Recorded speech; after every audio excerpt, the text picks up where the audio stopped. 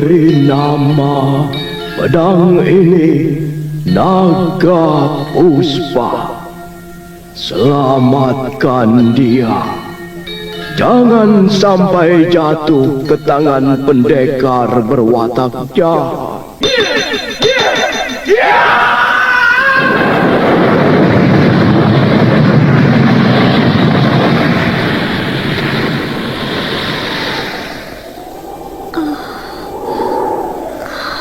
Kakang Kamandanu, kau masih juga tidak percaya bahwa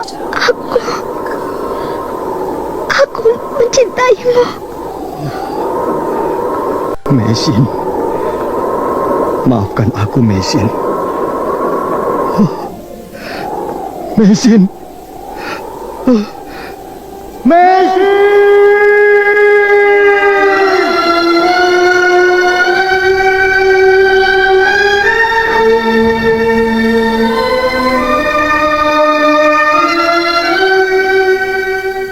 Tutur Tinula.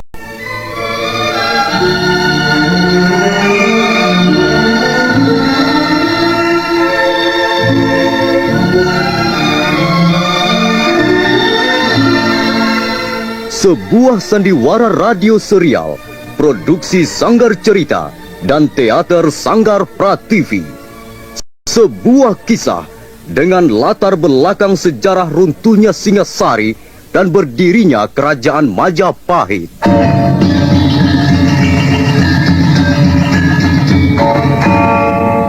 Sandiwara ini didukung oleh pemain-pemain radio yang sudah ternama.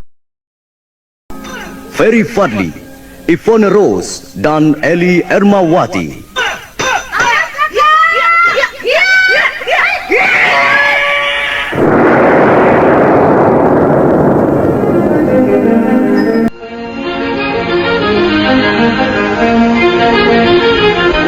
Naskah ditulis dan diolah oleh S. Tijab. Hiasan musik dan sutradara C. Ispriyonoka.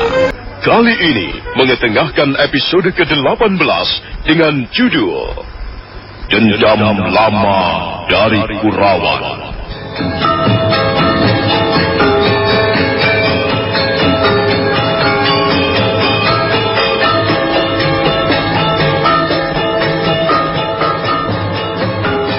Dalam seri ke-525 ini didukung oleh para pemain Ferry Fadli sebagai Arya Kamandanu, Kasdu dan Peggy sebagai prajurit, Rio sebagai Panji Ketawang, Yanuar sebagai Ratanca, M. Abud sebagai Arya Dwi Pangga, Margaret sebagai Dewi Sambi, Narto Bantul sebagai Rawedeng, Heri sebagai Rayuyu, Idris Apandi sebagai Ramapati, dan Asdi Suhastra pembawa cerita.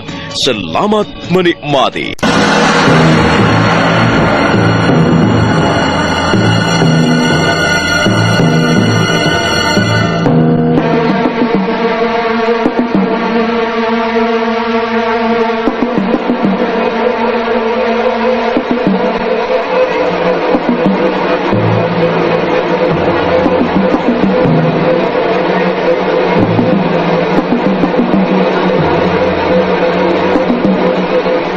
Dua bilah pisau mendesing dengan cepat sekali.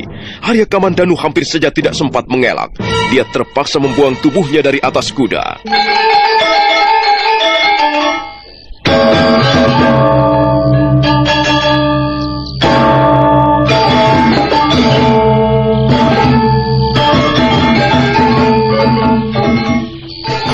Ada apa, Gusti? Ada apa, Gusti Arya Kamandanu? Kurang ajar. Ada seorang penyusup. Dia bersembunyi di atas dinding lorong. Hai, siapa kau? Ayo turun. Jangan main bokong begitu. Kalau kau menginginkan nyawa Arya Kamandanu, turunlah. Oh, dia lari, Gusti. Dia lari ke arah sana. Cepat kejar maling busuk itu, prajurit. Tangkap dia dan bawa kepadaku. Baik, Gusti. Serentak keempat orang prajurit berlari mengejar bayangan yang melompat-lompat di atas dinding lorong. Tak lama kemudian mereka pun sudah lenyap di tikungan lorong. Arya Kamandanu menjamah tali kudanya, kemudian menuntunnya ke arah halaman rumahnya.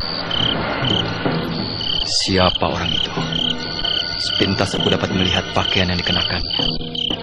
Sepertinya dia seorang wanita yang berpakaian dayang-dayang dari keputaran istana Majapahit.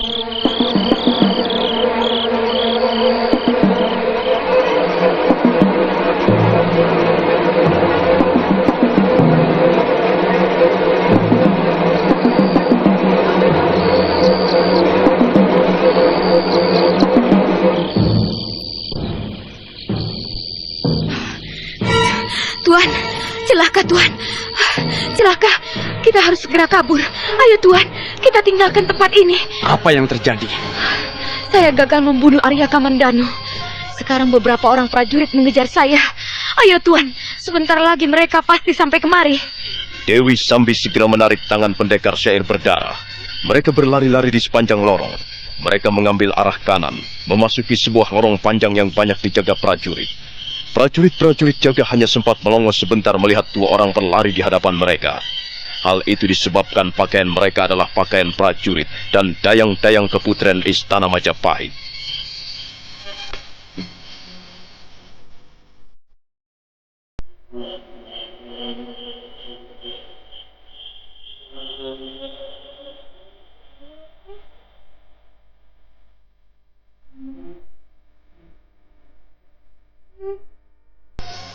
Suasana di sekitar istana menjadi gempar seketika. Dewi Sambi dan pendekar syair berdarah terus berlari menghindari kejaran prajurit-prajurit Majapahit yang semakin banyak jumlahnya. Kadangkala mereka terpaksa melompat ke atas dinding lorong atau ke atas dahan pohon untuk bersembunyi, kemudian berlari kembali. Tidak lama kemudian mereka sudah berlari melewati lorong yang agak lebar, lorong yang menuju rumah kediaman Sang Ramapati.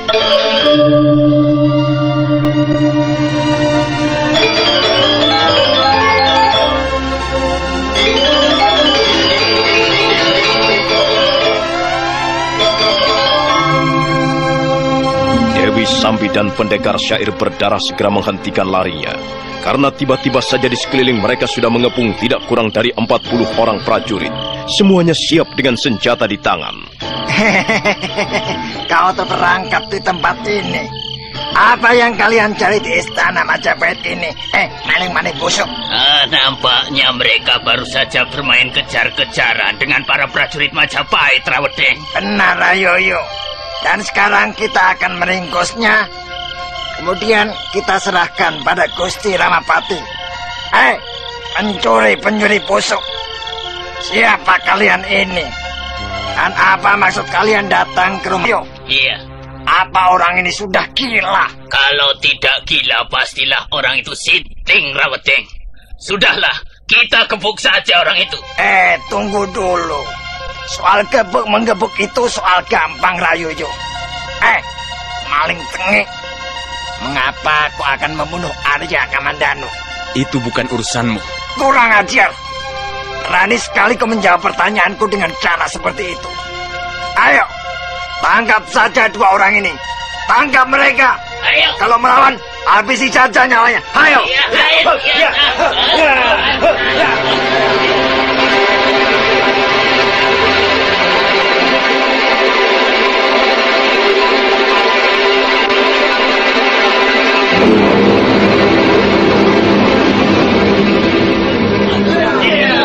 Prajurit-prajurit Majapahit yang dipimpin Rawedeng dan Rayuyu segera menyergap bersama-sama. Dewi Sambi mendengus keras sambil menampar wajah dua orang prajurit hingga meringis kesakitan. Sementara itu pendekar syair berdarah melompat sambil mencabut dua bilah pedang. Tapi mendadak dari arah serambi rumah yang penuh hiasan ukiran indah, muncul Sang Ramapati diiringkan Rapangsa dan Rapanya. Hentikan, Rawedeng. Rayuyu, hentikan! Ada apa ribut-ribut? Kalian ini orang-orang bodoh. Kalian telah membuat halaman rumahku menjadi seperti pasar hewan. Ada apa, Rawedeng? Rayuyu, siapa dua orang itu? Mengapa kalian mengeroyoknya? Rawedeng dan Rayuyu segera melompat menghampiri Ramapati yang berdiri di atas serambi. Setelah menghaturkan sembah, mereka berdua melaporkan apa yang baru saja terjadi.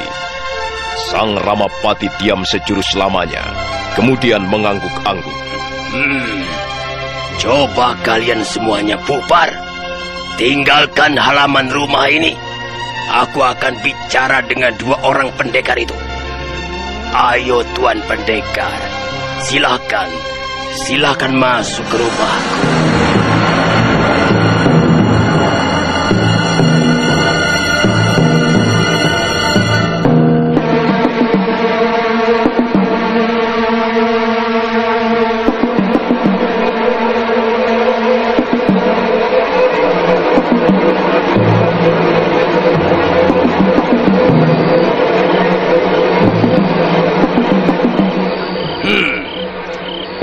Jadi kalian berdua menaruh dendam pada Arya Kamandanu? Benar, Gusti. Itulah sebabnya kami berani masuk ke istana Majapahit. Walaupun kami tahu hal itu sangat berbahaya sekali. Apa kalian tahu persis siapa itu Arya Kamandanu? Kami tahu.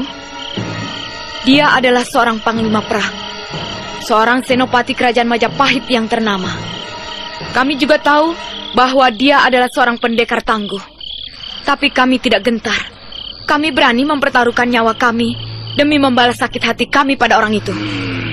Aku mengerti. Masalah dendam memang gawat. Dendam bisa membuat seseorang tak bisa tidur nyenyak, tak bisa makan enak dan bersenang-senang. Baiklah, sekarang begini saja. Kalian akan dilepaskan kembali karena kami tidak mempunyai urusan dengan kalian. Soal Arya Kamandanu itu kalian selesaikan sendiri saja. Kami tidak akan ikut campur. Rawodeng. Iya, Gusti. Lepaskan mereka. Dilepaskan, Gusti. Turuti perkataanku, Rawodeng. Lepaskan mereka. Tapi jangan perbolehkan mereka melewati halaman depan. Suruh mereka melarikan diri melalui pintu gerbang belakang. Dan ingat baik-baik, kami sangat mengagumi keberanian kalian. Kami tahu pastilah kalian mempunyai sesuatu yang diandalkan, sehingga nekat memasuki pintu-pintu gapura Majapahit. Tapi awas, jangan menumpahkan darah di dalam istana ataupun daerah sekitarnya. Kalau kalian ingin membunuh Arya Kamandanu, sebaiknya kalian usahakan memancingnya agar mau keluar dari lingkungan istana ini. Baik, Gusti. Rawodeng, Rayuyu, Rabanyak, dan Kora Pangsa, cepat antarkan mereka ke pintu gapura belakang. Hati-hati, jangan sampai kepergok prajurit-prajurit Majapahit kaki tangan lembu sora. Baik, Gusti. Kami siap menjalankan perintah Gusti Ramapati.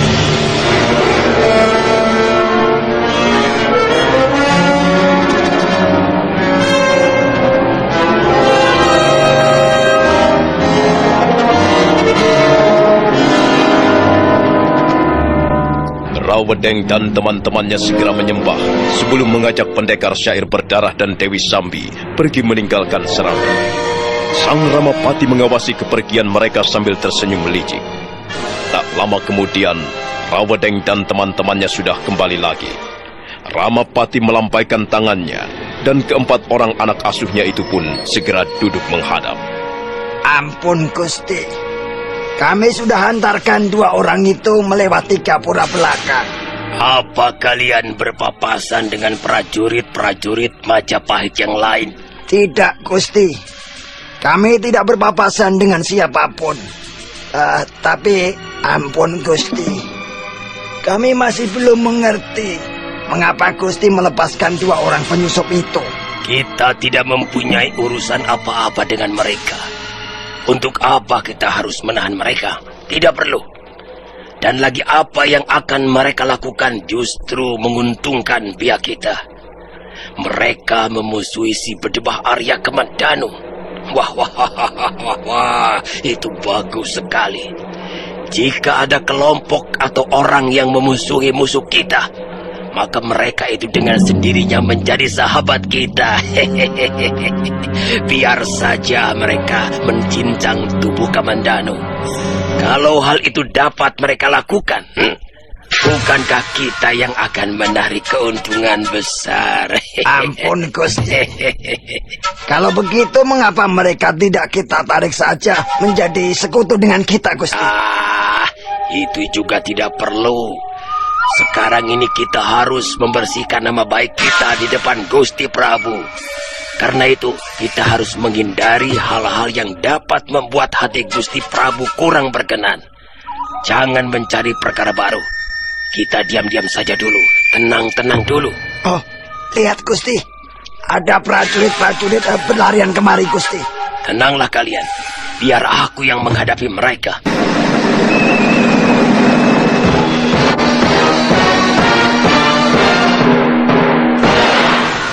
Ada apa, prajurit? Mengapa kalian membuat kegaduhan di sekitar rumah tinggalku, ha? Ampun Gusti, kami sedang mengejar 2 orang penyusup. Mereka bermaksud membunuh Gusti Arya Kamandanu. Apa kalian melihat sendiri bahwa mereka bermaksud membunuh Arya Kamandanu? Ya, Gusti. Kami melihat sendiri salah seorang di antaranya sempat melemparkan 2 bilah pisau. Lalu mengapa kalian mengejar kemari? Ampun, Gusti. Kami melihat 2 orang itu berlari-lari melewati lorong di depan sana. Nampaknya mereka tidak tahu lorong itu menuju rumah kediaman Gusti Ramapati. Ya, bagus. Kalian telah menjalankan tugas kalian dengan bagus. Kami pun berpapasan dengan 2 orang pembunuh gelap itu. Bahkan Rawedeng dan teman-temannya sempat bertarung dengan mereka di halaman ini. Lalu di mana mereka sekarang, Gusti? Mereka sudah lari. Kami berusaha menangkap mereka, tapi karena kejadiannya sangat tiba-tiba, mereka sempat meloloskan diri melewati gapura belakang. Kalau kalian sekarang juga mengejar, kukira kalian akan bisa meringkusnya. Paling-paling sekarang mereka belum jauh dari alun-alun. Kalau begitu, kami akan segera mengejar mereka, Gusti. Dan ampun, Gusti, karena kami telah mengganggu ketenangan Gusti Ramapati. Tidak apa, prajurit. Mudah-mudahan kalian dapat meringkus 2 orang penjahat itu. Terlangkahnya dan kembali berlari melewati lorong panjang. Mereka mengambil jalan pintas di sebelah kiri pintu gerbang samping alun-alun. Jumlah mereka tidak kurang dari 20 orang. Ayo cepat, ambil jalan kanan. Cepat kejar mereka. Sambut kuda kalian. Ya.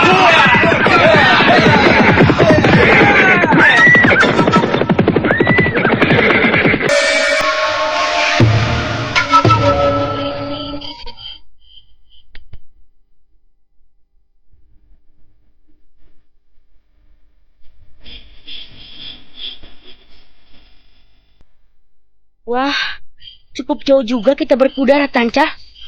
Punggungku sampai pegal sekali. Tanganku sampai kaku. Kau sudah pintar sekali naik kuda, Panji. Aku masih belum biasa.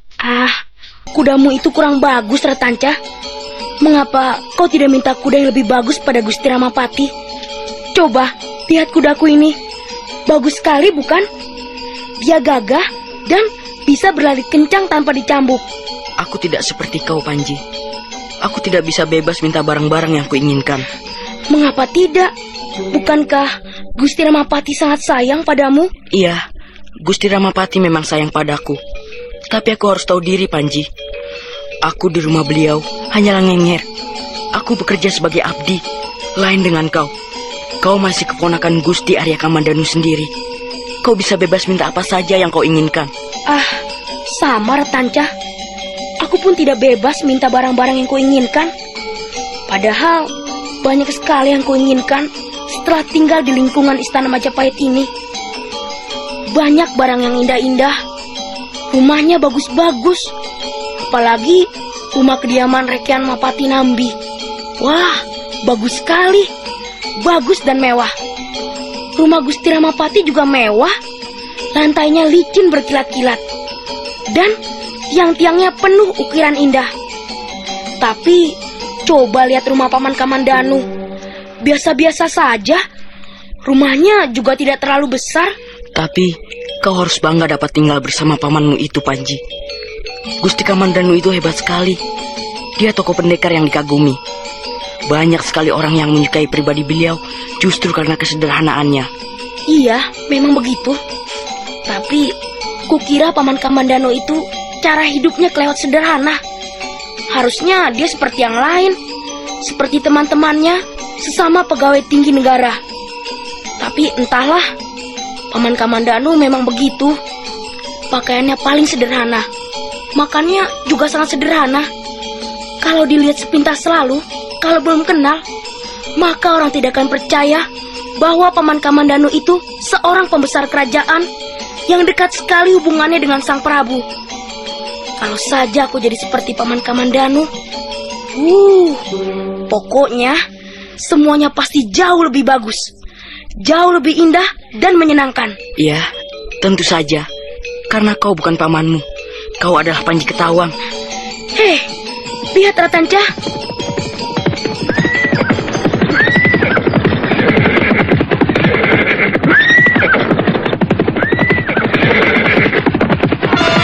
Tuan Panji, maaf Tuan.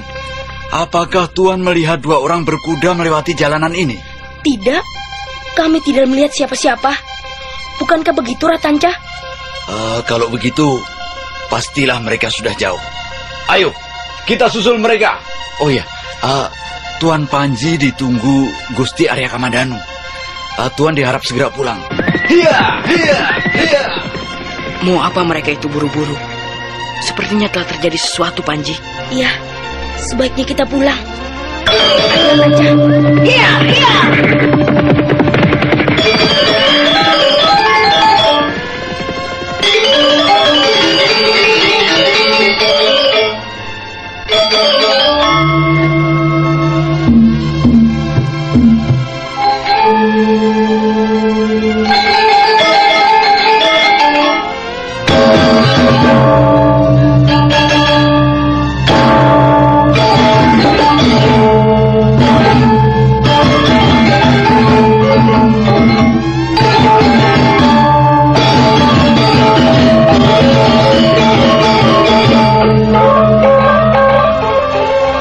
Semenjak tinggal di Majapahit, Panji Ketawang bersahabat dengan Ratanja.